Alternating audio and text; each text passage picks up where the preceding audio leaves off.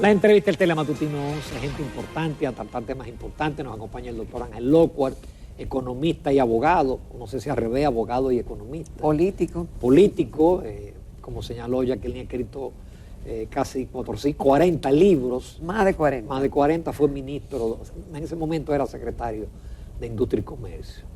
Y es un escritor formidable, que le pregunté, me quedé buscando el artículo de hoy, pero parece que va a ser dentro de los próximos días. Ángel, un placer siempre tenerte en el programa. El placer es todo mío, Ramón. Buenos días. Jackie, tú sabes que ese color me gusta. Gracias. Lo sé. El rojo o el colorado. Cualquiera de los dos tú me lo puedes hacer. No tengo problema con el nombre. Ángel, yo sé que es difícil pasar un balance un gobierno, especialmente un gobierno que arrancó con tantos problemas, ¿no? La pandemia, la economía, etcétera. Pero hay que tratar de hacer una evaluación. Y de hecho, en tu artículo de la semana pasada, más o menos tú hiciste una evaluación.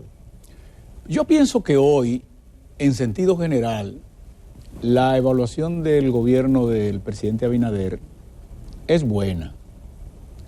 Lo que no es una novedad.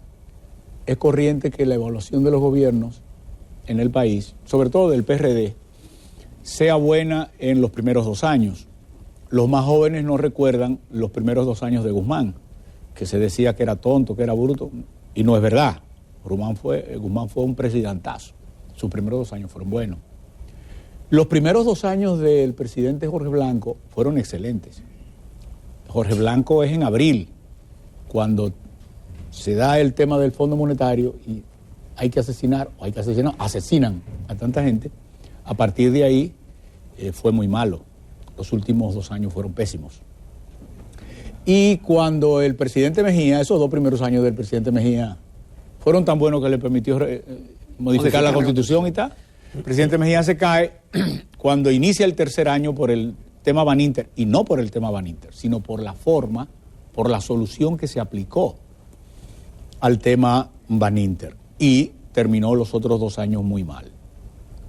El presidente Abinader yo creo que tiene buenas notas. La gente encontró en él un presidente cercano en la pandemia, cercano a la gente. Luego la economía se empezó a recuperar muy bien, básicamente liderada por el turismo y por una industria que soportó el desabastecimiento y suplió a los dominicanos de productos. Luego a la gente no evaluó mucho otros aspectos de la vida, porque hay secretarías que si tú le preguntas todavía hoy a las personas quiénes son los ministros, nadie sabe quiénes son. No saben. La gente esperaba que hubiera actuaciones relativas al tema de la corrupción y el gobierno inició algunas actuaciones, que hoy ya es un panorama diferente y la gente quiere otra cosa. En ese mismo tema la gente quisiera que las actuaciones respondan a un marco de debido proceso y de legalidad. Y hay mucha queja de abusos de la ley de parte del Ministerio Público. Hoy el turismo sigue bastante bien. Educación tuvo un primer año espectacular. Haber salvado el año escolar en la pandemia fue un hito en el mundo. Pero luego comenzaron las denuncias de los mismos miembros del PRM, de una sociedad civil que no quería que le quitaran su cuota del 4% en las licitaciones.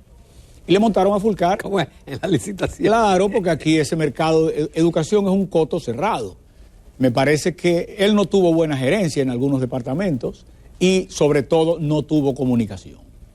Y terminó saliendo del gobierno. El gobierno inicia con la pérdida de ese ministro que es muy cercano al partido y al presidente, y de un ministro cercano al presidente que no es cercano al partido, que fue el caso del ministro de la presidencia, Macarrulla. Los otros cambios no son significativos. En medio ambiente lo que se produce es llenar la vacante por el asesinato de Orlando.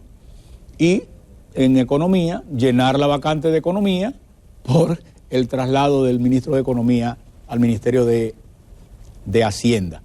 No hay cambios todavía que revelen un relanzar el gobierno. Y el gobierno necesita relanzarse porque algunas de sus banderas de la campaña, algunas de sus banderas de los primeros 2 años, ahora ya no ondean. O la gente no le está prestando en este momento atención. Ahora la gente, ¿en qué está?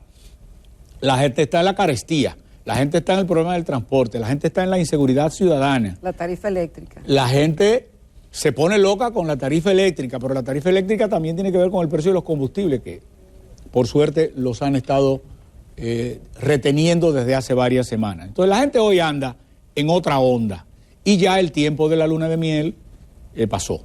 Ahora la gente te pide realizaciones y no quiere que tú le hables de lo que el otro hizo o no hizo, sino de lo que ya tú has debido hacer. Entonces el presidente, yo pienso que debe relanzar el gobierno. Sí, se va a presentar a la reelección, como yo creo. Algunos hasta a veces dudan, porque no se ve, por ejemplo, en los cambios no se ve un relanzar de las políticas públicas del gobierno para enfrentar una reelección que, si siguen divididos Danilo y Leonel, es viable, tiene muchas posibilidades. Pero si en el marco de las persecuciones consideradas por mucha gente crecientemente violatorias del debido proceso, de que es objeto Danilo, si en algún momento Danilo... Tú has sido crítico en tus artículos de eso. Porque hay que garantizar que se acabe la impunidad y la corrupción, pero respetando la ley. Porque el bien más preciado de una democracia es el Estado de Derecho, y aquí el Estado de Derecho se ha perdido. Si aquí la garantía no está en la ley. Por suerte, la gente todavía confía en doña Miriam y es referente de garantías, pero hasta ella se tiene que empoderar un poco más para garantizar lo que la ley dice. Es que la ley dice cómo se debe perseguir al justiciable, porque hasta que no es condenado, él está abastecido, él está guarecido en el principio de inocencia, y aquí lo que prima es el principio de culpabilidad. Dijeron algo y ya tú eres culpable, las redes te acaban y luego tú no tienes, literalmente tú no tienes cómo defenderte. Mira, yo creo que si yo hablara con el presidente Abinader, así como estamos hablando nosotros aquí, yo creo que el presidente no querría a nadie preso que no haya sido condenado. Yo creo que el presidente querría que todo el mundo se defienda en libertad, porque eso es lo que dice la Constitución, eso es lo que se hace en todos los países civilizados.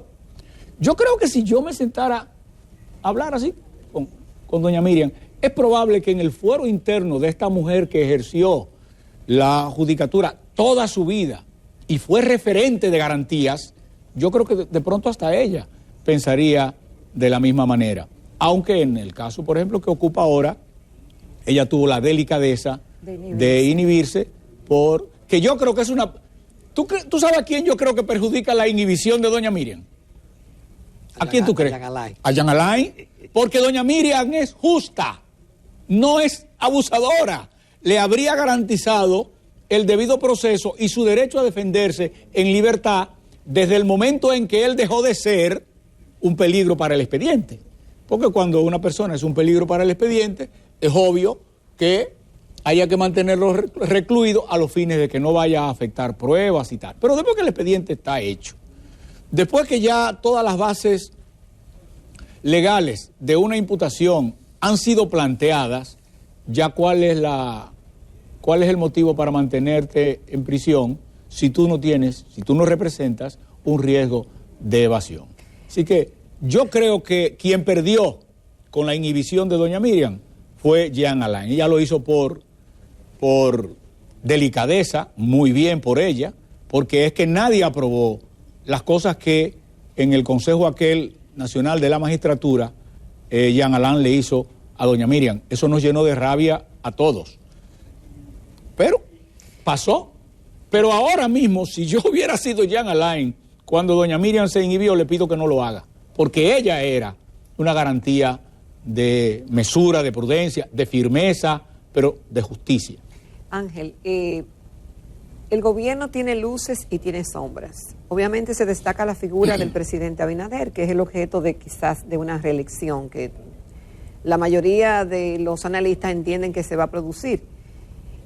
Aparte de lo del manejo de la pandemia, del crecimiento de la economía, del turismo, de la vacunación y demás, de la ley de extinción de dominios, que algunos entienden que es una ganancia.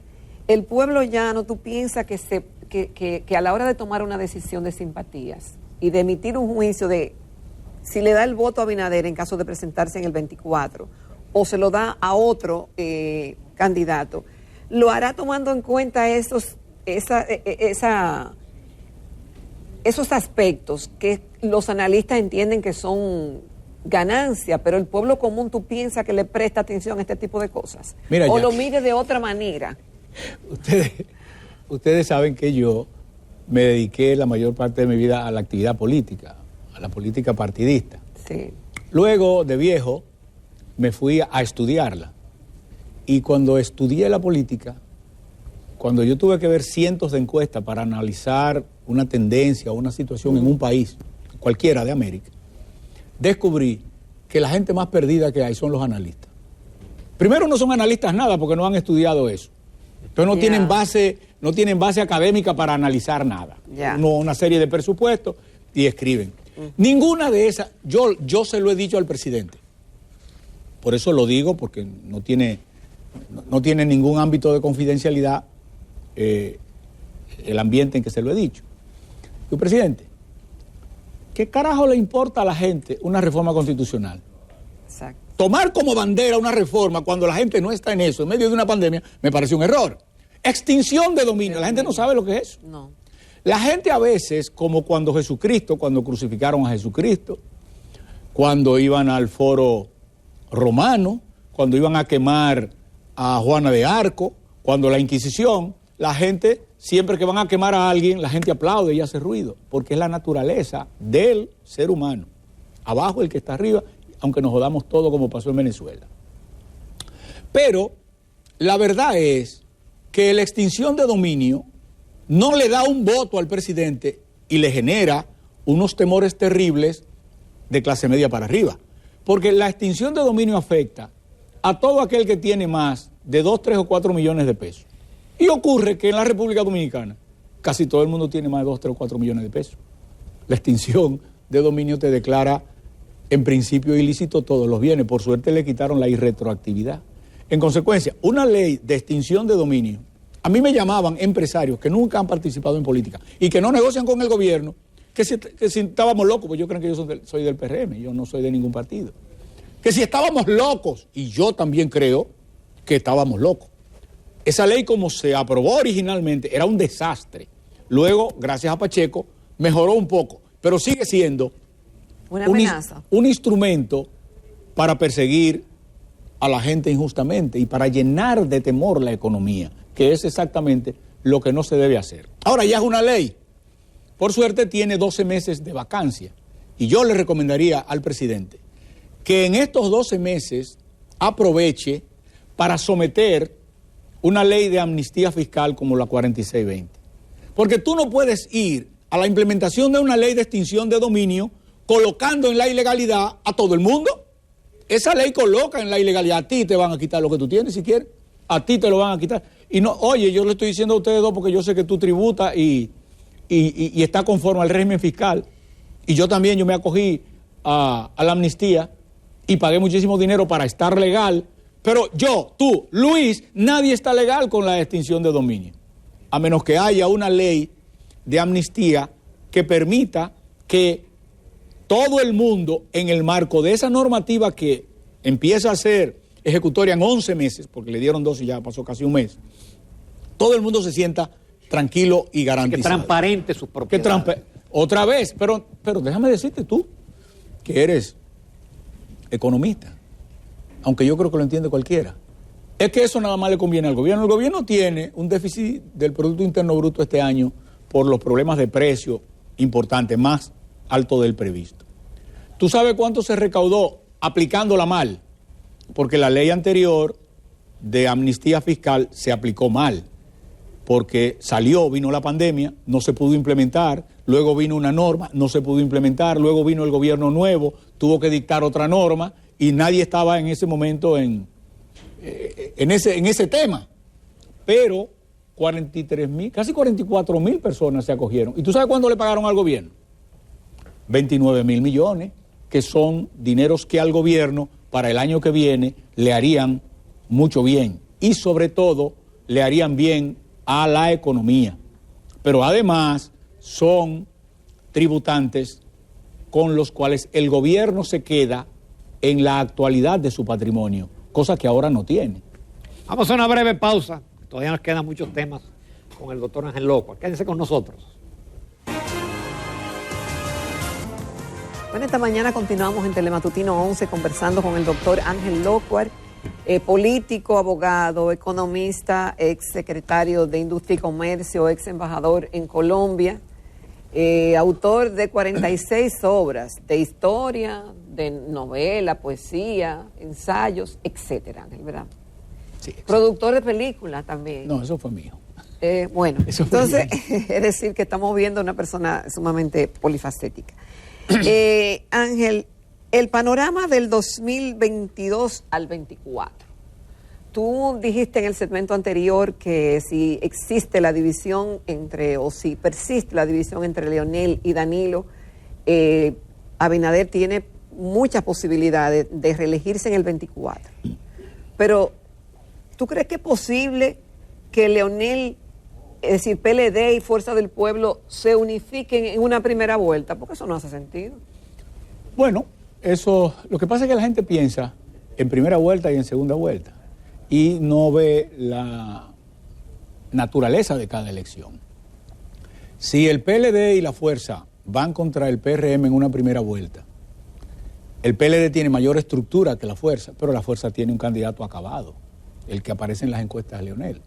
Si Leonel es el que queda en segundo lugar, dame un motivo para que Danilo no apoye a Leonel y apoye a Luis. Es decir, si tú te sientas ahora con Danilo, no se lo he preguntado, porque no lo he visto para temas políticos, lo he visto en estos días, pero no para temas políticos, pero yo pienso que si tú le preguntas a Danilo cuál es su peor enemigo entre Leonel y Luis, Claro. te va a decir que Luis, eso es elemental, Mr. Watson, ¿tú me entiendes? Entonces, sí, Leonel quedara en segundo lugar detrás del presidente Abinader, porque en ninguno de los escenarios hay decisión de primera vuelta. En este momento, En una ninguno segunda de los vuelta... escenarios, Ángel, y de las encuestas que tú has visto y del análisis que tú puedes hacer, no ve escenario de primera vuelta. No, porque el que está más alto es Luis, y tiene 39, 40, dependiendo de la encuesta. Entonces, en este momento es segunda vuelta. ¿El PRM ha crecido después de...? No. Es decir, ¿cómo gana el PRM y cómo fue la composición del 2020? 35, porque se nos olvida. No, 35 el PRM, 52 Luis, por las alianzas. Pero el PRM se ha consolidado, hay alguna gente que lo apoyó, que ahora se ha quedó convertido en PRM. Pero también se ha debilitado. Se ha debilitado. Hay mucha inconformidad en la base. Sí, pero sigue dándole su 35 más lo que le aporta Luis, porque Luis tiene buena imagen. Entonces, el que no ha caído a la alfombra es el PLD a pesar de todo.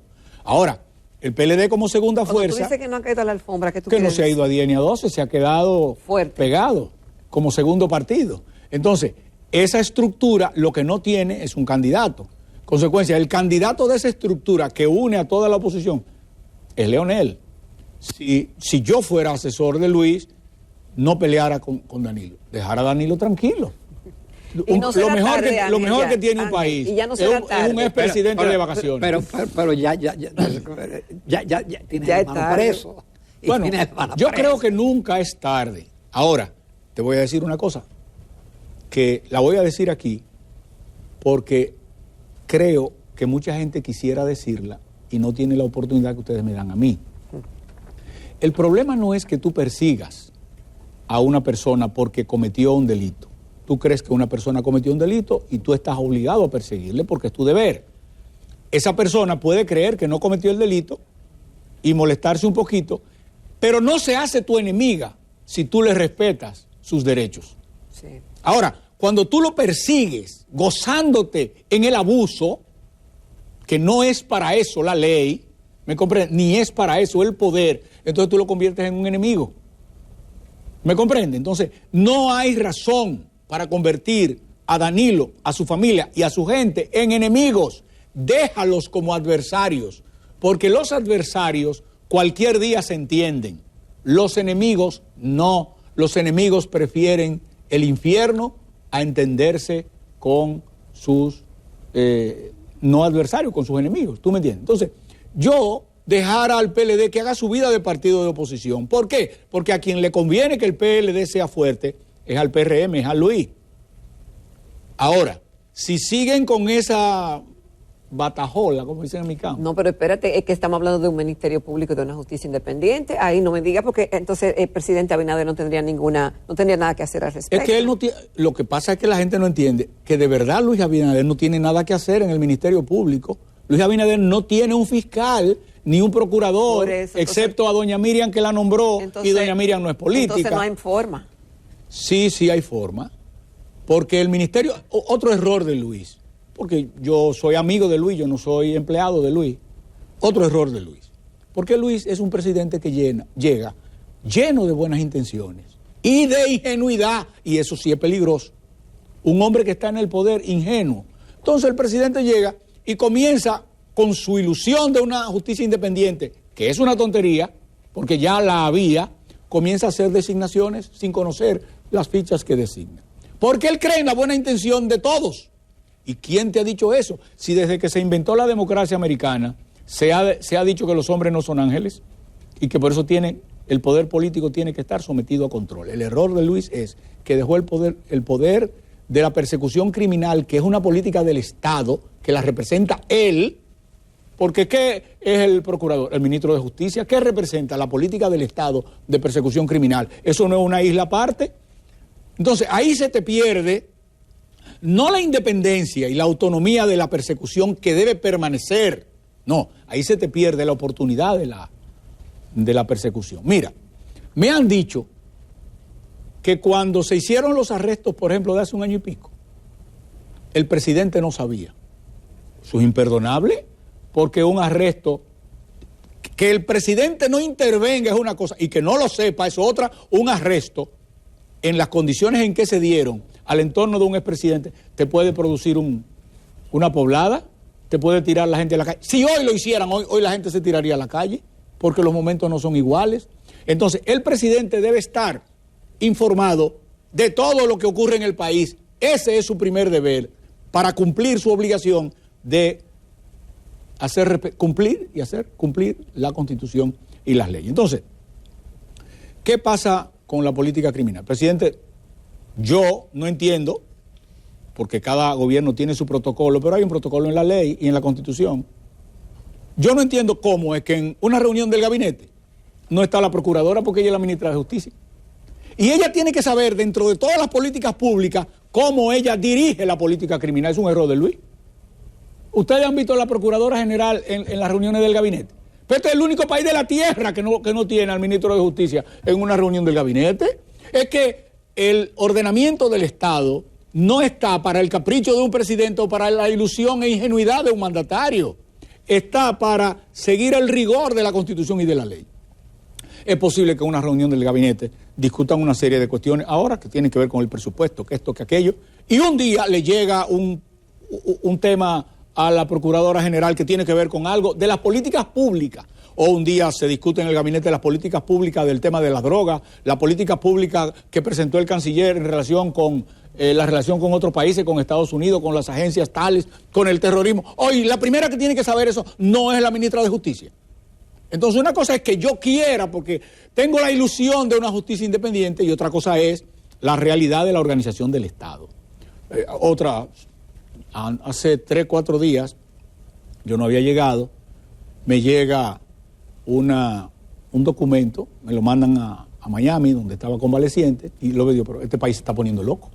Una persona que usurpa la calidad del Contralor General de la República, y montan un expediente oponiéndose a pago de un supuesto desfalco de 17,000 millones de pesos, y el documento no está firmado por el Contralor. Y yo he demandado al Contralor General de la República, porque ese informe de la Contraloría necesariamente dice la ley que tiene que firmar el Contralor, y ahora el Contralor me deposita una instancia y me dice, yo no he firmado ese informe, no lo tengo, no lo conozco y no lo he visto. Entonces, ¿quién lo hizo? ¿Quién lo llevó a la Procuraduría? Es que el país está loco, y hay algunas áreas de divergencia terrible, hasta de canibalismo, que Luis, en su deseo de transparencia, es que ha creado el problema. Y tiene que recoger la sábana para corregirlo. Aquí hay gente acabando. No hay, que yo recuerde, y recuerdo a muchos gobiernos, ningún gobierno en que haya tanta gente en el gobierno dedicada exclusivamente, al no haber oposición, se dedican exclusivamente a acabarse uno con otro. Sí. Lo mejor es Dígame una denuncia que haya hecho el PLD. Ninguna, todas las denuncias las hacen los mismos PRMistas. Es una cosa de loco. Entonces el presidente tiene que poner orden en la casa para estar en condiciones de presentarse a el país para el certamen y el periodo que viene, presentarse como un capitán que tiene control de la nave. Pero también hay otro elemento que tú lo sabes muy bien de la época de Balaguer. En este país se miden los gobiernos por las obras, por las infraestructuras. Entonces, este gobierno o no ha sabido utilizar el presupuesto, hay un tema de gerencia. Todavía este año hay una subutilización de los gastos de capital. Pero ya no hay tiempo para presentar una obra icónica. No. No es verdad que el teleférico, ni el monorriel, ni la autovía, nada de eso. Ni Pedernales, ni te nada. Te compro el argumento en dos sentidos. Primero, desde que la ley de presupuesto se cumple, porque cuando Balaguer, él era el presupuesto. Pero ahora no, pero Balaguer lo ejecutaba, y bien, eficazmente al chele. Pero desde los tiempos modernos, vamos a decir que del 2000 para acá, que se ejecuta un presupuesto como debe ser. Este es el gobierno que menos ejecución presupuestaria ha logrado. Es una ineficacia gerencial demencial, pero también por el miedo que ha generado el de contrataciones públicas y que tiene el PEPCA. Entonces ahí nadie quiere firmar nada, nadie hace nada. Me sumo a tu argumento de las obras, pero te le quiero añadir un poquito de azúcar y de sal en el tiempo. Los países no siempre tienen la misma necesidad. Cuando Balaguer, la necesidad de obras era imperiosa porque el país no tenía obras. Pero eso es lo que la gente pide, Ángel. No, espérate, vamos para allá. Sí, no había nada, Balaguer construye el país, además tuvo un periodo largo para construirlo. El último constructor es Leonel. Danilo hizo un par de obras, el teleférico básicamente. Pero Danilo no fue un gran constructor.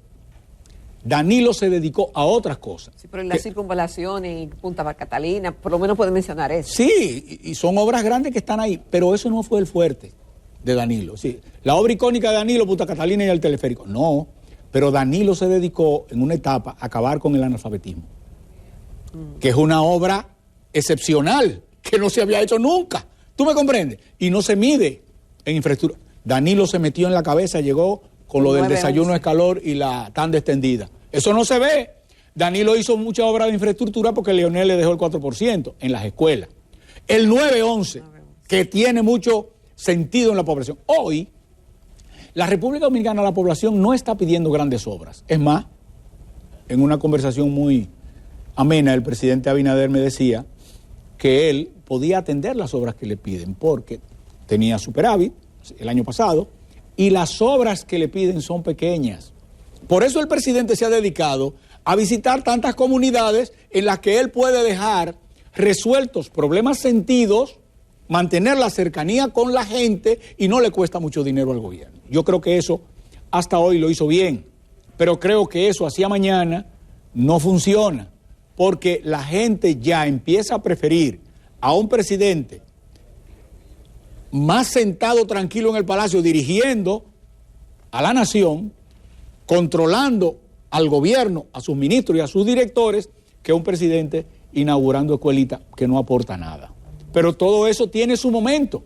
Hay momentos en que una cuestión es buena, es viable, y hay momentos en que eso deja de ser eficaz. No me contestaste la pregunta que yo te decía. Quedan pocos minutos. Quedan poco tiempo. ¿Cuál es decir, la gente no está pendiente de la extinción de dominio, de lo de la vacunación, no. Si aprueban el Código Penal y nada de eso. No le interesa a la gente. Y tú decías que los análisis, ni siquiera la corrupción. No, ya está en como en lugar 14. Entonces, ¿qué mueve a la gente? Según tu experiencia, de todas las encuestas que viste, que leíste. A la gente ahora la mueve, yo te lo dije, la delincuencia, los precios, el tema de la energía, el tema del transporte. Esas son las cosas que te van moviendo el interés de la gente. Ahora la gente quiere que los precios no suban. Un gobierno que le resuelva eso. Que se acabe la inseguridad porque la gente se siente insegura en los barrios. Es decir, ¿tú crees que la gente asimila el hecho de que hay una crisis mundial y que por eso tenemos los problemas? No, la gente no. Las crisis mundiales no sirven para que la gente te perdone las actuaciones locales. Sobre todo porque ¿qué tiene que ver la crisis mundial con la delincuencia o con los problemas de transporte que tenemos aquí? no tiene nada que ver. La crisis mundial puede tener en un espacio pequeño, puede tener que ver con los precios, por los commodities, por la influencia, por la falta de contenedores durante un momento, por el problema de los combustibles. ¿Tú me estás entendiendo? Pero ya, la gente no te acepta eso mucho tiempo. Ángel, qué pena no tener más tiempo, hablando de tiempo, pero qué bueno. A ver, fue esta conversación. Gratísimo con ustedes siempre. Qué bueno. Y más 15, Vuelve pronto. 15 de agosto. Bueno. Vuelve vamos a ver. pronto. Nos vamos a comerciales. Regresamos inmediatamente.